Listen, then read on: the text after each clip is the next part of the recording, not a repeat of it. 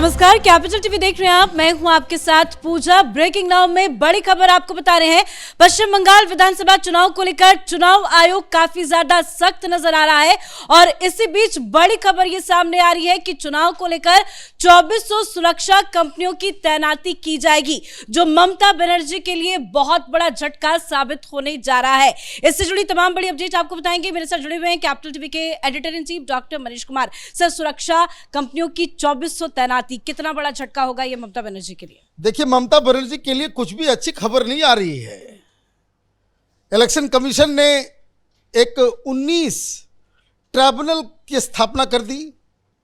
ये मामला और भी मैं आऊंगा अभी, क्योंकि अभी खबर आई है, ममता बनर्जी ने कहा है कि मरते दम तक वो SIR के खिलाफ लड़ते रहेंगे। अब लड़ते रहिए, उसके ऊपर भी मैं आऊंगा। लेकिन एक और बड़ी खबर आ रही है कि ममता के चहेते अधिकारियों को, जो 50-55 की संख्या में बड़े बड़े वरिष्ठ अधिकारी जिनको हटाया गया है, इन लोगों को कहा गया सामान लेकर के बाहर निकलो घर से। वो जमे हुए थे वहीं पे। इसकी भी एक मिस्ट्री, बड़ा बवाल मचा हुआ है वहां पश्चिम बंगाल के अंदर। ममता बनर्जी एकदम बिल्कुल गुस्से में एकदम तमतमाई हुई कि भाई ऐसा क्यों किया जा रहा है, उस पर भी मैं आऊंगा। लेकिन आप जो खबर लेकर के आई हैं कि 2400 कंपनी का मतलब आप समझे क्या है? एक कंपनी में 3 प्लटून, ठीक, और एक प्लटून के अंदर 35 से 55 संख्या होती है जवानों की। अब आप इस चीज को समझिए, 2400 इंटू 150, एवरेज 120 से 155 के बीच में कोई ऊपर नीचे होता रहता है अलग अलग कंपनी के अंदर। तो संख्या क्या हो गई? ऑन एवरेज 3 लाख जो CRPF, ITBP, तरह तरह के जो BSF, ये सारे लोग जो है वो लगेंगे, ठीक। पश्चिम बंगाल में पुलिस की संख्या क्या है? 1,20,000 से 1,30,000 टोटल स्ट्रेंथ पुलिस वालों की। और आप कितने लेकर के आ रहे हो? आप ऑलमोस्ट ट्रिपल लेकर के आ गए। मतलब हर जगह, और ये भी आप समझ लीजिए, तो 1.25 लाख के आसपास पुलिस पश्चिम बंगाल के पूरे इलाके में है। और ये 3 लाख के आसपास जो कंपनी, ये जो CRPF के जवान होंगे, वो आधे इलाके में होंगे, तो 2 फेज में, फिर वही उठ के उधर चले जाएंगे। मतलब ऑन एवरेज हर विधानसभा में 2,500 से 3,000 के आसपास सुरक्षा कर्मी तैनात होंगे। ये बड़ी कहानी है। और ये इतनी बड़ी, पिछली बार कितना था? पिछली बार मात्र 1,050 कंपनी गई थी, और इस बार कितनी कंपनी जा रही है? 2400। लेकिन ये संख्या क्यों आई? ये संख्या इसलिए क्योंकि जो नए DGP, नए इलेक्शन कमीशन और तमाम लोगों के साथ जो चर्चा हुई कि सुरक्षा के कैसे सबसे बेहतर इंतजाम किए जा सकते हैं, जिससे जो पिछली बार जो गलतियां हुई वो नहीं दोहराई जाएंगी, उसके तहत ये सारे काम किए जा रहे हैं। जैसे बड़ा बदलाव कि वहां पे जो डिसीजन मेकिंग प्रोसेस होगा, वो that will not be dependent on local police, कि नहीं कि SP साहब आए, वो ममता बनर्जी के SP वो आए, भाई आप जो है उधर चले जाओ नदी के किनारे, वोटिंग हो रहा है गांव में, और CRPF की ड्यूटी लगा दी नदी के किनारे, किसी पोखर के किनारे, किसी सड़क के किनारे, गाड़ी कौन आ रही है जा रही है उसका नंबर नोट करते रहो। ये काम में लगा दिया जाता था। इस बार ये काम नहीं होगा। 1 नंबर 2, जो पोलिंग बूथ है वो सेंट्रल फोर्स के छत्र छाया में होगा।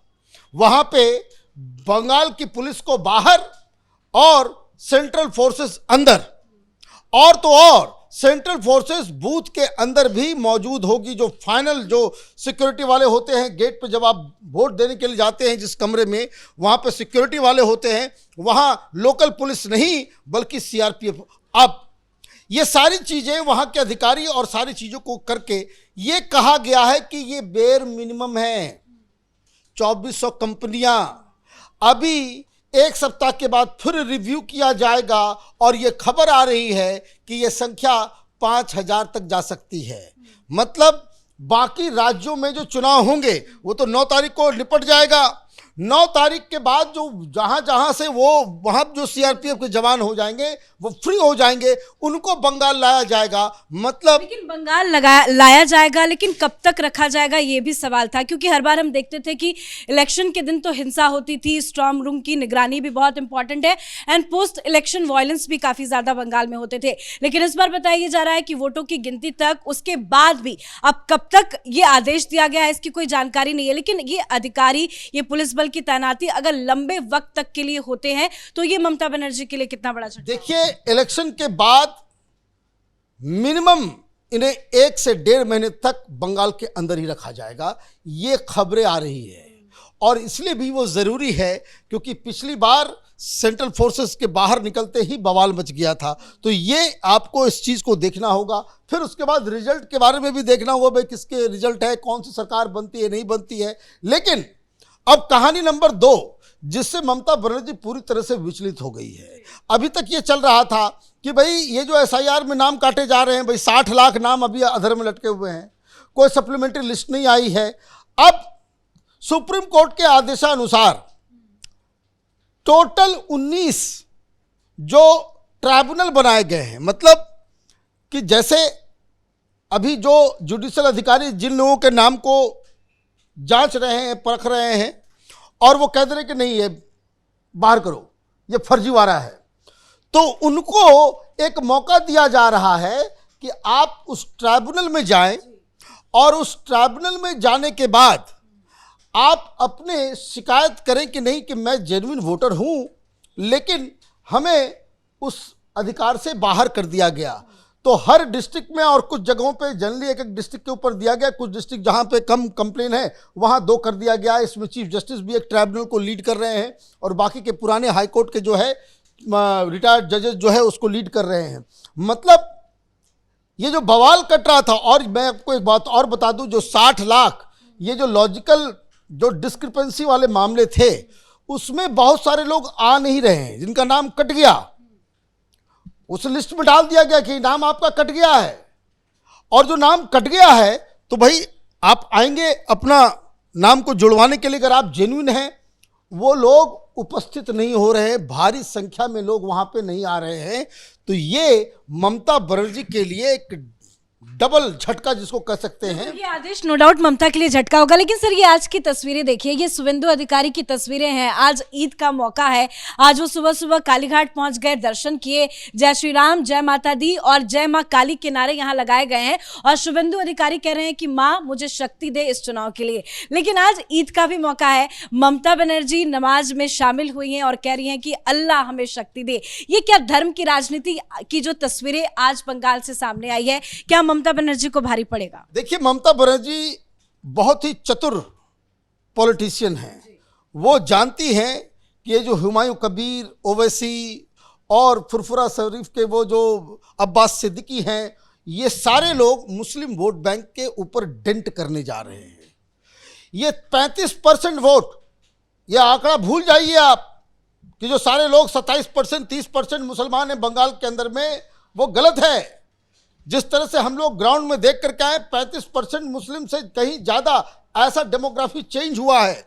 उस वोट बैंक को ममता बनर्जी अपने तरफ रखना चाह रही है, और बाकी कुछ हिंदू जिनको वो बरगला सकती हैं सेकुलरिज्म के नाम पे, तो भाई मीट खाने नहीं देगा, तो मछली बंद करेगा, तो ये करेगा, तो वो करेगा, कि हिंदुओं के वोट को आप कुछ तरीके से आप अपना लो 15-20%, उससे आपका काम हो जाता है। लेकिन मुस्लिम वोट बैंक इनके लिए, इनकी जीत के लिए ज़रूरी है। वहाँ अगर क्रैक होगा तो बड़ी दिक्कत हो जाएगी। भारतीय जनता पार्टी इस तरह को जानती है कि मुसलमान किसी भी, आप गला काट करके रख दीजिए सामने, कलेजा काट करके रख दीजिए, लेकिन फिर भी भारतीय जनता पार्टी को मुसलमान वोट नहीं करेंगे। इसलिए इनकी लाइन तो क्लियर है भारतीय जनता पार्टी की। ममता बनर्जी व्यवस्था है इनकी कि आप जो है अल्लाह से जो है शक्ति मांग रहे हैं। ये पॉलिटिकल जो उसके मजबूरी का आप कह सकते हैं। लेकिन एक जाते जाते एक जो बड़ी खबर आ रही है